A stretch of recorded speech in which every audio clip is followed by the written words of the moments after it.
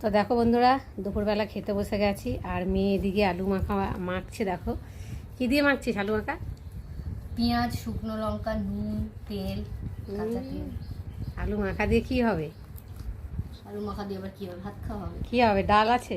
হ্যাঁ, এই দেখো ডাল, পাতলা করে মুসুরির ডাল হয়েছে। আর এখানটা এই যে আমলকি ভাতের মধ্যে সেদ্ধ দিয়েছি, ওটাকে মাখবো। গরম ভাতের সাথে তো লাগবে, অসাধারণ খেতে। আর এখানে রয়েছে ভাত। আজকে বেশি কিছু হয়নি, অল্পর মধ্যে সেরে দিয়েছি। প্রতিদিন তো মাছ মাংস টাংস সবসময় খাওয়া হয়, ওই জন্য ভাবলাম আজকে একটু হালকা পাতলা খাওয়া দাওয়া হবে। তো তার জন্য দেখো, আর এখানে গরম গরম পেঁয়াজি ভেজে নিয়েছি। এখন আলু মাখছে, খাবো। তো দেখো বন্ধুরা, মেয়ে আলু মেখেছে তিনজনের জন্য, মেয়ের আমার আর তোমাদের দাদা ভাই। আলুটা মাখিয়ে খুব সুন্দর খেতে, খুব টেস্ট হয় খেতে, ওই জন্য ওকে দিয়ে আমি আলুটা মাখাই। যাই হোক, আলু মাখা। আর এখানটায় রয়েছে পেঁয়াজি আর আমলকি মাখা আর পাতলা করে মুসুরির ডাল।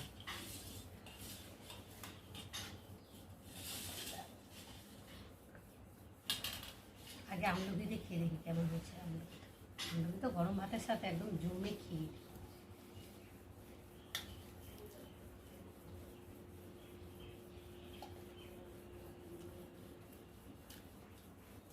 দারুণ হয়েছে মাখাটা।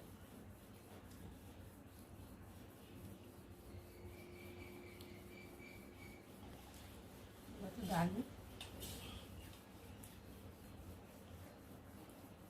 রসুন পেঁয়াজ ফোড়ন দিয়ে ডাল।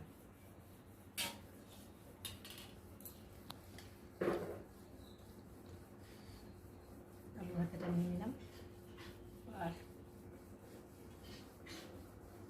পেঁয়াজি নিলাম। তাহলে আলু ভাতেটা আগে দিয়ে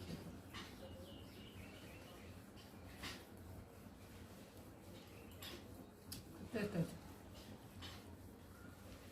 নিজে মাখলে মানে অত টেস্ট হয় না, কেউ যদি একটু মেখে দেয় বা কেউ যদি একটু রান্না করে দেয় তাহলে খেতে ভালো লাগে।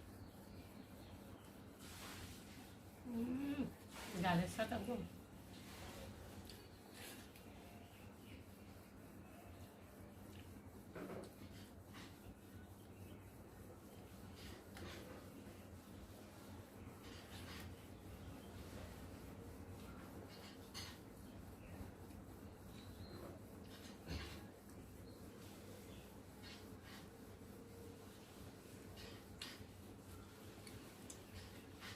টেস্ট হয়েছে।